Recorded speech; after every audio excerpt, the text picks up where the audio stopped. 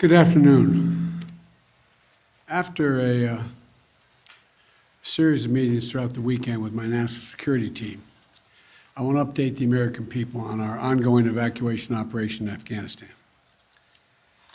But first, I just was briefed by the FEMA administrator who's here with me today, Ms. Criswell, about the flash flooding in Waverly, Tennessee, and surrounding areas in Tennessee.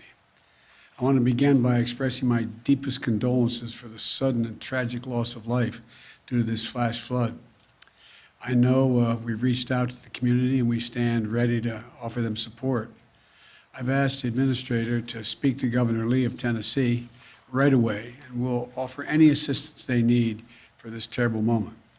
Let me also say a few words what is now Tropical Storm, not Hurricane Henri, which made landfall at approximately 12:15 this afternoon in Rhode Island. Henri is impacting much of the Northeast right now, and I want to talk about our efforts to prepare and respond to this storm. We have been closely monitoring Henri's progress and making the necessary preparations. Fortunately, it's no longer a hurricane. It's been downgraded to a tropical storm.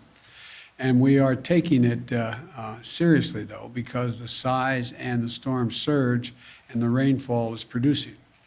It's also impacting an area of the country that has already experienced heavy rainfall over the past several days. And while New Englanders are used to dealing with some tough weather, this storm has the potential for widespread consequences across the region with significant flooding and power outages that could affect hundreds of thousands of people. And so we're doing everything we can now to help those states prepare, respond, and recover. I can't think of anyone better to lead this operation than Deanne Criswell of FEMA. Before she headed up FEMA, she led the emergency response in New York City, and she was one of the key federal officials leading our response to Superstorm Sandy. She knows this area very, very well and knows what's needed better than anyone.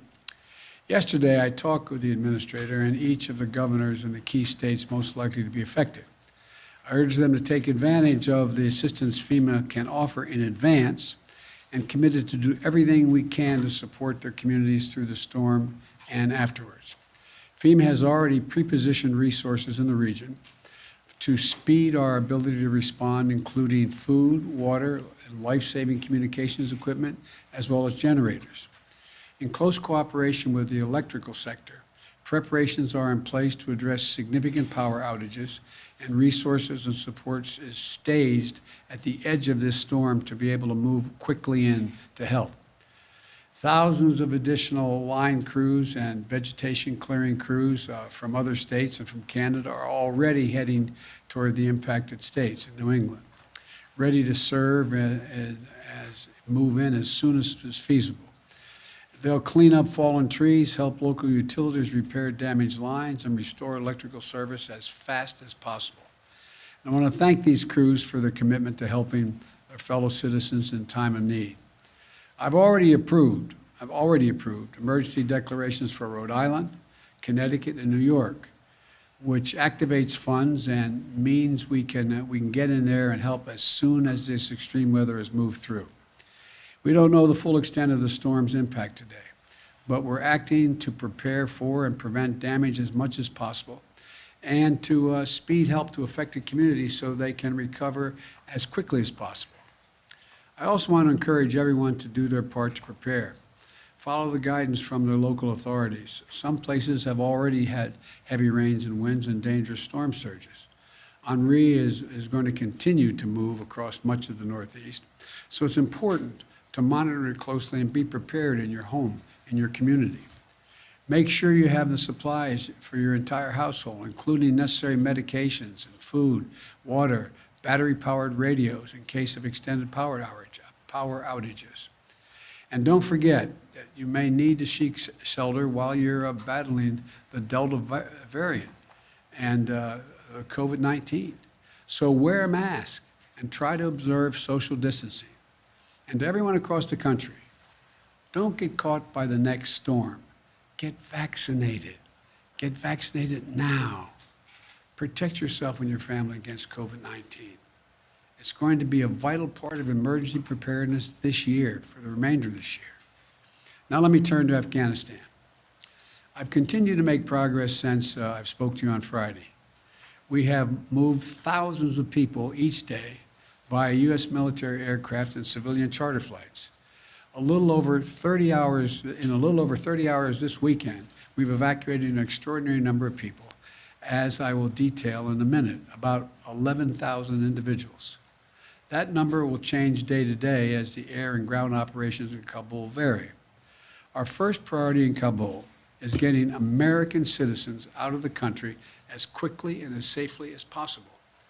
At my direction, the State Department continues to reach out to the remaining Americans we have identified by phone, email, and other means to ascertain their whereabouts and their plans. We're executing a plan to move groups of these Americans to safety and to safely and effectively move them to the airport compound. For security reasons, I'm not going to go into the detail of what these plans entail, but I will say again today that I have said before, any American who wants to get home will get home. We've also been evacuating the citizens of our NATO allies and our partners, including their diplomats, their embassy staff, who remain in Afghanistan, and to get them back to their homes as well. And as we do this, we're also working to move our Afghan allies who stood with us side by side and other vulnerable Afghans, such as women leaders and journalists, out of the country. As of this morning, we have evacuated nearly 28,000 people since August the 14th on both U.S. and coalition aircraft, including civilian charters, bringing the total number of people we've evacuated since July to approximately 33,000 persons. In one 24-hour period this weekend, 23 U.S. military flights, including 14 C-17s, 9 C-130 flights, left Kabul carrying 3,900 passengers. We see no reason why this tempo will not be kept up. During the same period, our military facilitated another 35 charter flights, carrying an additional 4,000 evacuees to other countries that are taking them out. Altogether, we lifted approximately 11,000 people out of Kabul in less than 36 hours. It's an incredible operation. Let me be clear. The evacuation of thousands of people from Kabul is going to be hard and painful, no matter when it started, when we began. It would have been true if we had started a month ago or a month from now. There is no way to evacuate this many people without pain and loss of heartbreaking images you see on television. It's just a fact. My heart aches for those people you see. We are proving that we can move those thousands of people a day out of Kabul. We're bringing our citizens, NATO allies, Afghanis who in fact has helped us in the war effort, but we have a long way to go, and a lot could still go wrong. But to move out 30,000 people in just over a week, that's a great testament to the men and women on the ground in Kabul and our armed services. It also reflects a tireless diplomatic effort. In order to keep a steady flow of planes taking off from Kabul and maximize our evacuation capacity, we have quickly stood up an unprecedented global effort and established a series of processing stations in third countries. In short, we're not flying them directly to their country, we're flying to these processing stations, where we're working with more than 24 countries across 4 continents. We've secured agreements with Gulf, across the Gulf, in Central Asia, and in Europe, including processing centers in Qatar, Germany, Kuwait, Spain, and elsewhere. It allows us to sort and process these evacuees. These transit centers provide a safe place for the SIV applicants and other vulnerable Afghanis and their families to complete their paperwork while we conduct security screenings and background checks before they continue on to their final destination in the United States or in another country, one of our NATO allies as well. And so from Asia to Africa, from Europe to the Western Hemisphere, nations are making generous offers to support resettlement efforts. And I've been in personal contact with the leaders of many countries, including Qatar, Germany, Spain, Italy, the UAE, and others. They're making vital contributions. To thank them for their support and to discuss how we can continue to coordinate our efforts in Afghanistan moving forward is the reason why I continue in contact with them. And I want to again thank all of our partners for their continuing to stand together. We've also activated the first stage of what's referred to as the Civil Reserve Air Fleet to help with the onward movement of evacuees from these transit centers. Our military aircraft and others will get them to these centers, but then we're going to get the Civil Reserve Fleet. It's a program that's was designed in the wake of the Berlin airlift after World War II to use commercial aircraft to augment our airlift capacity. This is a voluntary program for our commercial airlines, and we're grateful for those airlines and the U.S. carriers who are supporting us. This effort will only use 3 or 4 planes from each of the major carriers, vast fleets of aircraft, so there should be no effect or a minimal effect on commercial air travel, and we'll stay in close coordination with our partners to mitigate any impact. These Civil Reserve flights will be helping facilitate the safe movement of people from staging locations and transit centers like Qatar or Germany to the United States or to a third country. None of them will be landing in Kabul.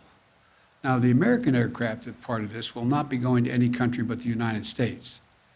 As this effort unfolds, I want to be clear about 3 things. 1, planes taking off from Kabul are not flying directly to the United States. They're landing at U.S. military bases and transit centers around the world. Number 2, at these sites where they're landing, we are conducting thorough scrutiny, security screening for everyone who is not a U.S. citizen or a lawful permanent resident. Anyone arriving in the United States will have undergone a background check. Number 3, once screened and cleared, we will welcome these Afghans who helped us in the war effort over the last 20 years to their new home in the United States of America, because that's who we are. That's what America is. You know, I've been touched by the outpouring of support that we've seen from communities, organizations across America mobilizing to support these efforts. So many of these Afghans stood bravely by U.S. troops in Afghanistan. And now, the United States, including veterans groups, refugee settlement agencies, religious organizations, and so many others, are standing with our Afghan allies. It exemplifies the best of America. And I want to say again, just how difficult this mission is and how dangerous the dangers it poses to our troops on the ground. The security environment is changing rapidly. There are civilians crowded at the airport, although we've cleared thousands of them. We know that terrorists may seek to exploit the situation and target innocent Afghans or American troops. They're maintaining constant vigilance. We're maintaining the constant vigilance to monitor and disrupt threats from any source, including the likely source being ISIS-K, the Afghan affiliate referred to as ISIS-K. But we're under no illusions about the threat. I said on Friday, ISIS-K is a sworn enemy of the Taliban, and they have a history of fighting one another. But every day we have troops on the ground. These troops and innocent civilians at the airport face the risk of attack from ISIS-K from a distance, even though we're moving back the perimeter significantly. We're working hard and as fast as we can to get people out. That's our mission. That's our goal.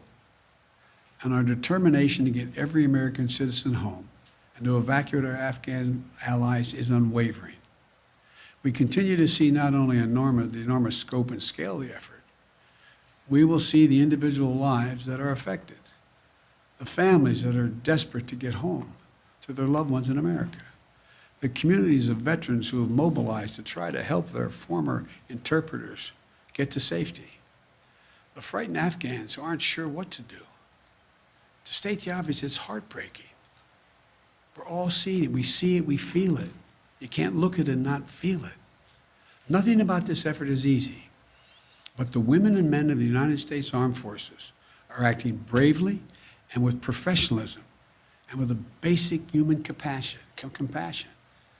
want to offer my profound thanks to our service members on the ground in Kabul and to all those at U.S. bases around the world who are welcoming and caring for these evacuees.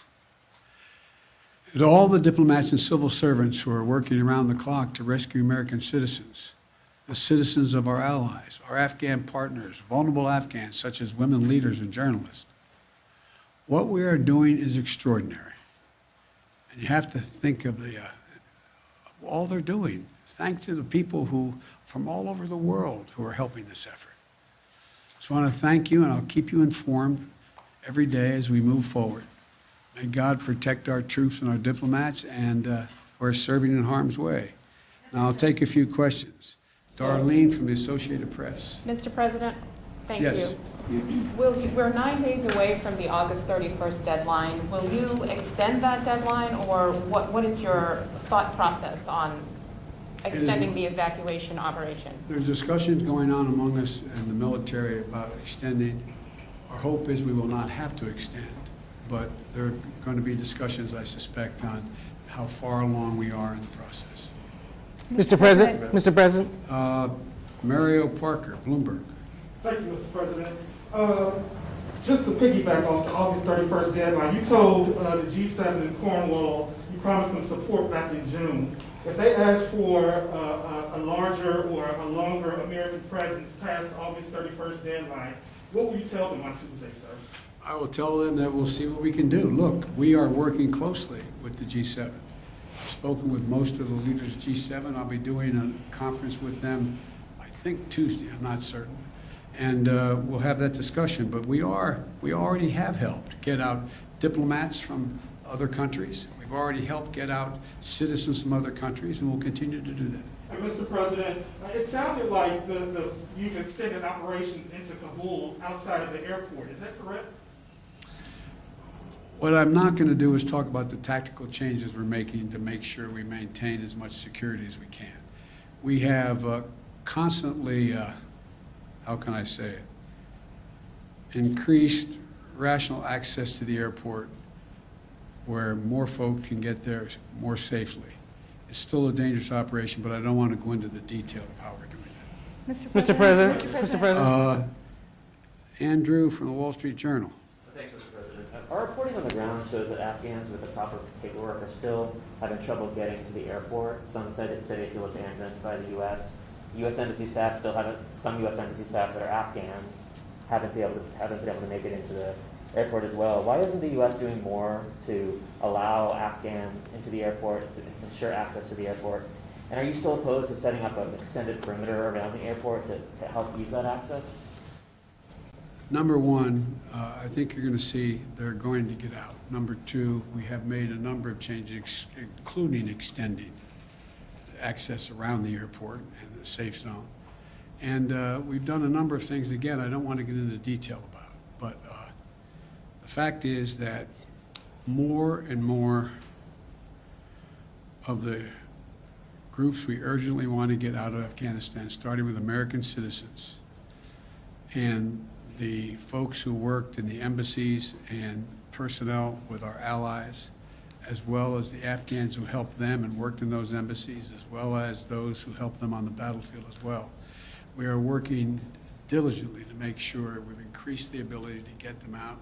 We've changed the gate operations and a whole range of things, and that's why we've been able to significantly increase the number of people we're getting out. And will the Taliban agree to an extension past August 31st? Have you discussed that with them?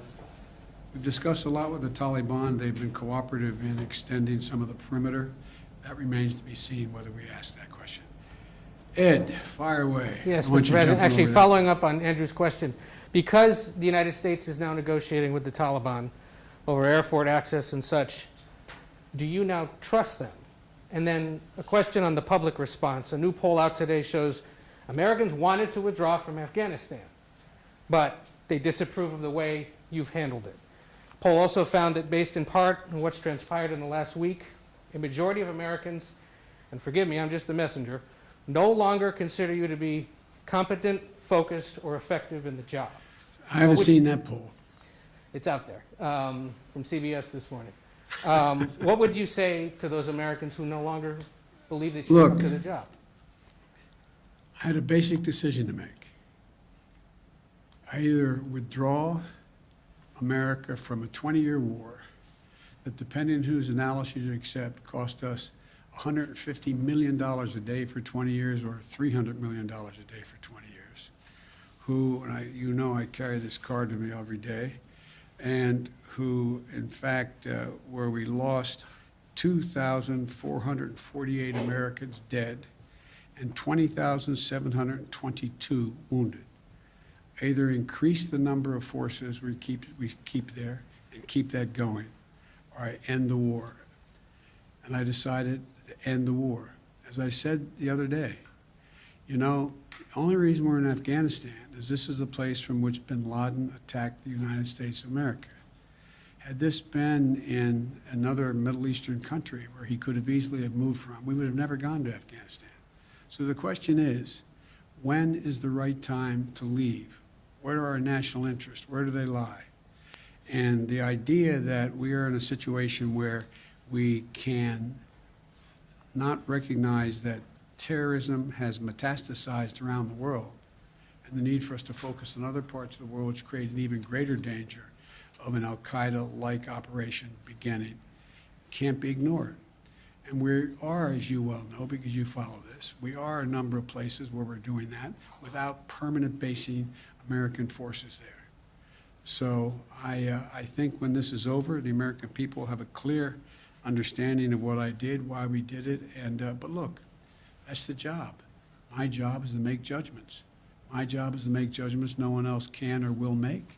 I made them. I'm convinced I'm absolutely correct in not deciding to send more young women and men to war for a war that, in fact, is no longer warranted. On the question of the Taliban, though, do you trust them now that you have to negotiate with them? I don't trust anybody, including you. I love you, but you know, there's not a lot of people I trust. To look, the Taliban has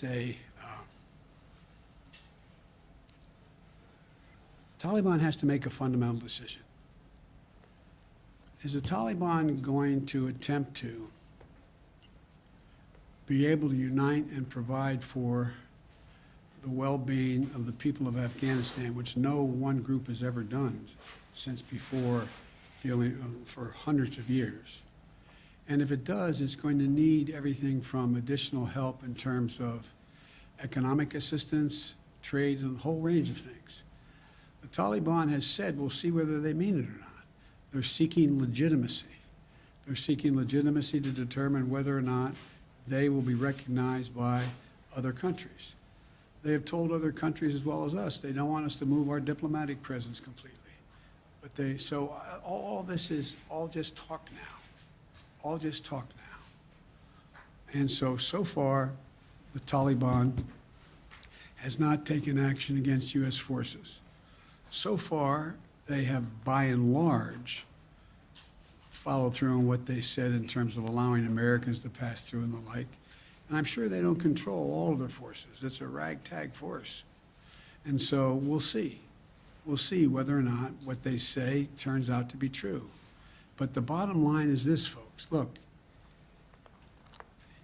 at the end of the day, if we didn't leave Afghanistan now, when do we leave? Another 10 years? Another 5 years? Another year? I'm not about to send your son or your daughter to fight in Afghanistan. I don't see where that is in our overwhelming interest. And the talk about how our interests are going to be impacted, let me tell you, you're sitting in Beijing or you're sitting in Moscow. Are you happy we left? They'd love nothing better for us to continue to be bogged down there, totally occupied with what's going on. So the idea, I think that history is going to record, this was the logical, rational, and right decision to make. So thank you all so very much. Sanctions against the Taliban, the British are calling for sanctions. They're going to discuss sanctions on Tuesday. Would you support sanctions against the Taliban under certain conditions? On Friday, you mentioned harsh conditions if they misbehave. The answer is yes. It depends on the conduct. Thanks. Mr. President, what about ISIS and the threat that Americans face now?